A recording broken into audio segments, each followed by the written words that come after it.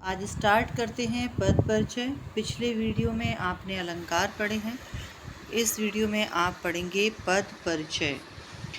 काफ़ी बच्चों का प्रश्न होता है कि पद क्या होते हैं, पद परिचय कैसे देंगे। इन सभी प्रश्नों के उत्तर केवल आपको व्याकरण के पद परिचय को विस्तार से पढ़ने पर ही मिल सकते हैं। पद परिचय का अर्थ स्पष्ट करते हुए कि जब शब्दों का प्रयोग वाक्य में किया जाता है तो उन्हें पद परिचय कहते हैं। जैसे कि मैंने आपसे कक्षा में भी समझाया कि जब आप किसी पद पर होते हैं तो उस पद का भी कोई एक परिचय होता है। सपोज़ उदाहरण के लिए जैसे मान लीजिए प्रधानाचार्य का पद, किसी अध्यापिका का पद, उसका पद है तो उसके कुछ कार्य हैं, उसकी एक परिभाषा है कि प्रधानाचार्य क्या होती हैं, जो कि पूरे विद्यालय का मैनेजमेंट देखती हैं, पूरे विद्यालय को संचालित करती हैं। तो इसी प्रकार से जब वाक्य में कोई एक शब्द आ जाता है और वाक्य का प्रत्येक शब्द हमारे हिसाब से तो पद परिचय के अंतर्गत आता है। इन्हीं पदों का व्याकरणिक परिचय देना ही पद परिचय है। जिसे हम अपना परिचय, जैसे हम परिचय अपना देते हैं, किसी अन्य का देते हैं, ठीक उसी प्रकार से एक वाक्य में जितने भी शब्द प्रयुक्त होते हैं उन सभी का भी परिचय हुआ करता है। पद परिचय का अर्थ इस प्रकार से भी ले सकते हैं कि इसका व्याकरणिक परिचय देना। सपोज एक हम किसी बालिका को या लड़की को कक्षा में खड़ा करते हैं और उससे पूछते हैं कि तुम क्या हो, तो वह लड़की ज़्यादा से ज़्यादा ये कहती है कि मैं एक लड़की हूँ। फिर मैं उससे पूछती हूँ कि तुम और क्या हो, तो वो कहती है कि मैं जातिवाचक, अगर मैं लड़की कहूँ तो जातिवाचक हूँ, और अगर मैं अपना नाम कोमल बता दूँ तो मैं व्यक्तिवाचक संज्ञा में आ गई। मैं उससे पूछती हूँ कि बेटा आप और क्या हो, तो धीरे धीरे उसको समझ में आने लगता है कि जिस तरह से एक लड़की अपना परिचय एक व्याकरण, हिंदी व्याकरण के अंतर्गत देती है। जैसे कि मान लो किसी का नाम कोमल है, अब कोमल लड़की भी है, कोमल व्यक्तिवाचक संज्ञा भी है, कोमल कर्ता भी है, कोमल एक वचन है क्योंकि पर्टिकुलर नाम है तो एक ही कोमल के बारे में बात हो रही है। तो इस तरह से धीरे धीरे हम किसी शब्द का, चाहे हमने कोमल शब्द का नाम लिया हो या हमने लड़की शब्द बोला हो, तो जब वो वाक्य में प्रयोग होता है तो वहाँ पर हम पद परिचय उसका समझते हैं। तो अब यहाँ पर हमें ये समझना है कि वाक्य में शब्द नहीं पद होते हैं। वाक्य के अंतर्गत आने वाला प्रत्येक शब्द पद कहलाता है। वाक्य के प्रत्येक पद के स्वरूप तथा अन्य पदों के साथ उनके संबंध बताने की क्रिया को ही पद परिचय कहते हैं। पद परिचय में सबसे पहले पद को पहचान लेना चाहिए कि वह शब्दों के किस भेद से संबंधित है, और इसके बाद निम्नलिखित निर्देशों के अनुरूप व्याकरणिक भूमिका, जैसा कि मैंने आपको एक फॉर्मेट की तरह एक आपको लिखवाया था कि पद परिचय में हम किन किन चीज़ों को देखें कि ये जो शब्द पर अंडरलाइन किया गया है और इसका एग्ज़ाम में पद परिचय पूछा गया है तो ये क्या है, इसको पहचानने के लिए हम यहाँ पर आगे बढ़ेंगे और पद परिचय के प्रयोगों पर या उसके प्रकारों पर ध्यान देंगे। पद परिचय के प्रकारों में सबसे पहला है प्रयोग के आधार पर। एक तो संज्ञा है या वो शब्द सर्वनाम है, विशेषण है या कोई अव्यय है, जैसे कि हे शब्द है, तो या क्रिया विशेषण है, जैसे कि धीरे धीरे शब्द आ जाता है, या कोई क्रिया है चलना, संबंध बोधक जो सो, समुच्चय बोधक, यहाँ पर योजक की बात आ रही है। तो आगे हम विस्तार से इसकी जानकारी लेते हैं। सबसे पहले समझते हैं कि संज्ञा का पद परिचय क्या है। वाक्यों में उपस्थित संज्ञा पदों का पद परिचय करते समय संज्ञा के भेद, उसका लिंग, वचन, कारक तथा क्रिया के साथ उसका संबंध हमें बताना आवश्यक होता है। संज्ञा शब्द का क्रिया के साथ संबंध कारक के अनुसार जाना जाता है। उदाहरण के लिए नंबर पहला कि लंका में राम ने बाणों से रावण को मारा। इस वाक्य में लंका, राम, बाणों और रावण 4 संज्ञा पदबंध हैं। इन संज्ञा पदों का परिचय इस प्रकार से देंगे। लंका एक, जैसे आपसे कहें किसी देश के बारे में, तो देश तो जातिवाचक संज्ञा में आएगा, लेकिन किसी देश का नाम होगा तो वो यहाँ पर किस चीज़ में आएगा, आपका व्यक्तिवाचक संज्ञा में। फिर लंका का जैसे कि देश से नाम से विदित है कि ये पुल्लिंग है। लंका पूरे विश्व में एक ही नाम है, इसलिए वो एक वचन के साथ साथ अब वो कर्ता कारक है। जैसे आप लोग क्रिकेट देखते हैं तो आप कहते हैं कि लंका जीती है या भारत जीता है, कौन जीता है, तो लंका यहाँ पर हम कर्ता कारक में लेंगे। इसके बाद राम शब्द है, तो अब किसी भी बच्चे का नाम होगा तो वो इसी तरह से उसका पद परिचय होगा। जैसे कि राम का संज्ञा भी है राम, व्यक्तिवाचक संज्ञा है क्योंकि पर्टिकुलर किसी का नाम है। पुल्लिंग में आएगा क्योंकि पुरुष है। एक वचन है क्योंकि वो व्यक्तिवाचक संज्ञा है, तो स्वाभाविक रूप से एक ही व्यक्ति की बात हो रही है, तो एक वचन। और वो कर्ता कारक है क्योंकि क्रिया से उसका संबंध क्या है कि वो क्रिया को करने वाला करता है। वाणों शब्द को हम पद परिचय में लेंगे तो संज्ञा है, जातिवाचक संज्ञा है क्योंकि नहीं पता ये कौन सा बाण है। पुल्लिंग है और बहुवचन क्योंकि बाणों लिखा, अगर बाण अकेला लिखा होता तो यहाँ पर एक वचन होता। और कर्णकारक क्योंकि बाणों से किसी को मारते हैं तो बाणों के द्वारा, तो किसी के साथ, तो यहाँ पर बाणों का साथ होता है धनुष का, इसलिए कर्णकारक है। अब रावण शब्द भी हम देखेंगे, जैसे हमने राम का परिचय दिया ऐसे ही रावण भी संज्ञा शब्द है, व्यक्तिवाचक संज्ञा है, पुल्लिंग है, एक वचन है, कर्मकारक है। तो आगे धीरे धीरे हम देखेंगे कि अब सर्वनाम का पद परिचय कैसे देंगे।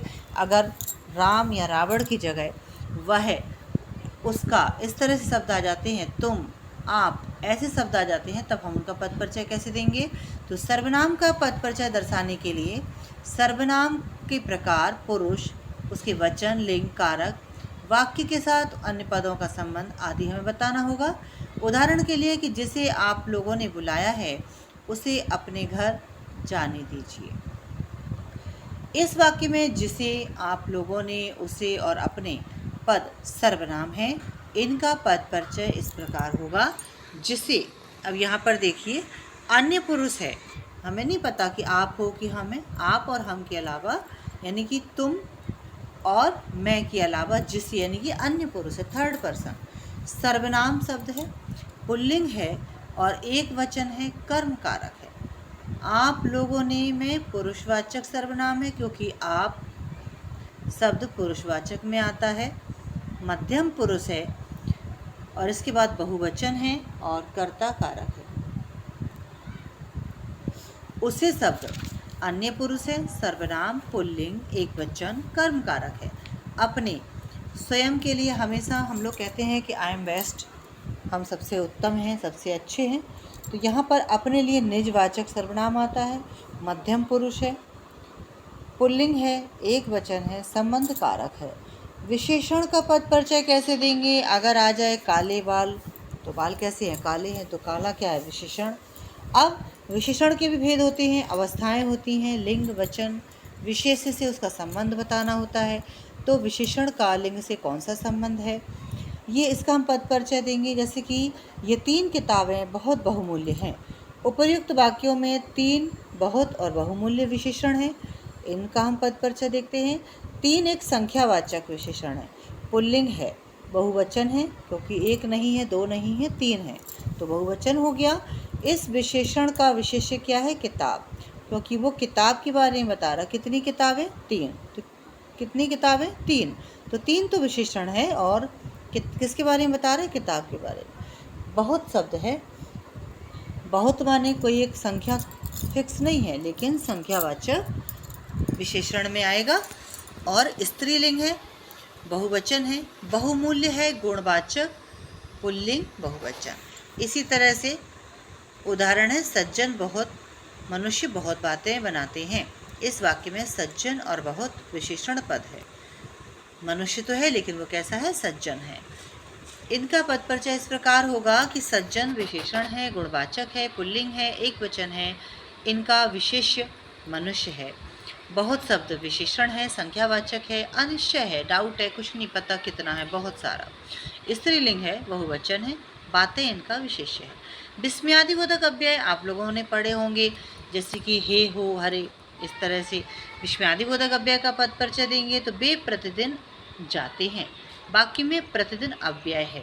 आप लोगों ने अव्यय भाव समास पढ़ा है अगर ध्यान से, मेरे लास्ट जो है पिछले वीडियो में भी था, अव्यय भाव समास का स्पेशल वीडियो बनाया था, बच्चों की क्लासेस का है वो। आप उसको देखेंगे तो आपको अव्यय समझ में आ जाएंगे प्रतिदिन, यथाशक्ति, इस तरह के शब्द जो है अव्यय होते हैं। इसका पद परिचय इस तरह होगा। प्रतिदिन एक तो कालवाचक है क्योंकि वो दिन यानी कोई समय बता रहा है तो काल बता रहा है। अव्यय यहाँ जाना क्रिया के काल बताता है, इसलिए जाना क्रिया का विशेषण। उदाहरण, वाह क्या अच्छी पुस्तक लाए, तो वाह, ओह, अरे, ओ, विस्मयादि बोधक शब्द हैं जो आनंद को प्रदर्शित कर रहे हैं। अब क्रिया विशेषण का पद परिचय ले लेंगे तो सूक्ष्म रूप में हम बहुत ही कम शब्दों में ये समझ सकते हैं कि जो क्रिया विशेषण है वो रीतिवाचक, परिमाणवाचक, कालवाचक है होता है। तो यहाँ देखेंगे कि लड़की उछल कूद कर रही है। इस वाक्य में उछल कूद क्रिया विशेषण है। उछल कूद रीतिवाचक क्रिया विशेषण है क्योंकि खेलने की क्रिया है, वो खेल कैसे रहा है, दौड़ के खेल रहा है, उछल कूद करके खेल रहा है, तो ये काम करने का तरीका। तो यहाँ पर क्रिया की रीति है तो यहाँ रीतिवाचक क्रिया विशेषण होगा। इस वाक्य में बहुत और जल्द क्रिया विशेषण पद है। बहुत शब्द परिमाणवाचक क्रिया विशेषण है, जल्द का गुणवाचक होता है। जल्द शब्द समयवाचक है, जल्दी करेंगे, धीरे धीरे करेंगे, ये सब। इस तरह से क्रिया का पद परिचय देखेंगे। राम ने रावण को मारा। मारा शब्द क्रिया सकर्मक है क्योंकि हम मार रहे हैं तो कोई कर्म तो कर ही रहे हैं, तो यहाँ पर सकर्मक है, पुल्लिंग है, एक वचन है। कर्तवाच्य है, भूतकाल की क्रिया है क्योंकि मार चुका है वो। श्याम ने खीर खाकर पुस्तक पढ़ी। इस वाक्य में खाकर और पढ़ी क्रियापद बंध है। खाकर का पूर्वकालिक है क्योंकि वो खा चुका है और पढ़ रहा है। तो यहाँ पर देखेंगे आप कि पढ़ी शब्द सकर्मक है, कर्मवाचक है, सामान्य भूतकाल है, निश्चयार्थक है कि हाँ उसने खा ली, स्त्रीलिंग है, एक वचन है, अन्य पुरुष है, इसका कर्ता राम है और कर्म पुस्तक है। संबंध बोधक शब्द होते हैं जैसे कुर्सी के नीचे बिल्ली बैठी है। जो नीचे संबंध बोधक शब्द है, कुर्सी और बिल्ली इसका संबंधी शब्द है। इस संदूक के भीतर 4 पुस्तकें और 2 पत्र हैं। इस वाक्य में भीतर संबंध बोधक पद है और इसका पद परिचय इस प्रकार होगा कि संबंधवाचक अव्यय, इसका संबंध क्या है, संदूक से है। भीतर का संबंध क्या है, संदूक से है। आगे पढ़ते हैं।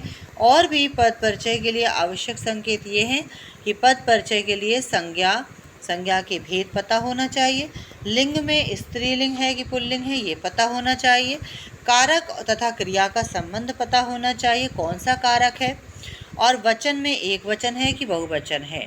इस प्रकार से सर्वनाम शब्द में भी सर्वनाम में कौन सा सर्वनाम है, पुरुषवाचक है, प्रश्नवाचक है, संबंधवाचक है, निश्चय या अनिश्चयवाचक है या निर्वाचक है। लिंग में भी ध्यान रखेंगे, लिंग में पुल्लिंग है या स्त्रीलिंग है, वचन में एक वचन है, विशेष्य का भी ध्यान रखना है, और अव्यय का तो विशेष तौर पर ध्यान रखना है कि क्रिया विशेषण है, विस्मयादि बोधक है या संबंध बोधक है, क्या है। तो इस तरह से विकारी और अविकारी शब्द भी आ जाते हैं। पद परिचय की उदाहरण यहाँ पर कुछ दिए हुए हैं कि रामचरितमानस की रचना तुलसीदास द्वारा की गई। रामचरितमानस व्यक्तिवाचक संज्ञा है क्योंकि एक ही पुस्तक पूरे विश्व में है, एक वचन है, पुल्लिंग है, कर्मकारक। तुलसीदास द्वारा है तो ये व्यक्तिवाचक क्योंकि तुलसी जो है प्रॉपर नाउन में आएगा, व्यक्तिवाचक में आएगा, एक वचन है, पुल्लिंग है, और तुलसी के द्वारा कृत है यानी कि रची हुई है, तो किसी के काम करने से यहाँ कर्णकारक है, से छुपा हुआ है, से या द्वारा जहाँ लगता है वहाँ कर्णकारक होता है। इसी तरह से आगे भी बहुत सारे वाक्य हैं जिन्हें आप आसानी से समझ के पढ़ें और इन प्रश्नों के जो पद परिचय से संबंधित आते हैं उनके आप आसानी से उत्तर दीजिए। तो आप सभी को मुझे उम्मीद है कि पद परिचय समझ में आया होगा कि किसी भी शब्द का व्याकरणिक परिचय ही पद परिचय कहलाता है। तो सभी बच्चे इस वीडियो को देखें और ख़ास तौर पर 10th के बच्चों के लिए बहुत उपयोगी है। आगामी परीक्षा के लिए आपको ये बहुत ही यूज़फुल रहेगा। तो मेरी उम्मीद है कि आपको ये अच्छा लगेगा और आप समझ पाएंगे बहुत ही सहजता से, आराम से। तो आप लोग इस वीडियो को देखें और वीडियो को लाइक एंड सब्सक्राइब करना ना भूलें, जिससे कि मैं आपके साथ लगातार आपके साथ ही रहूं। Thank you.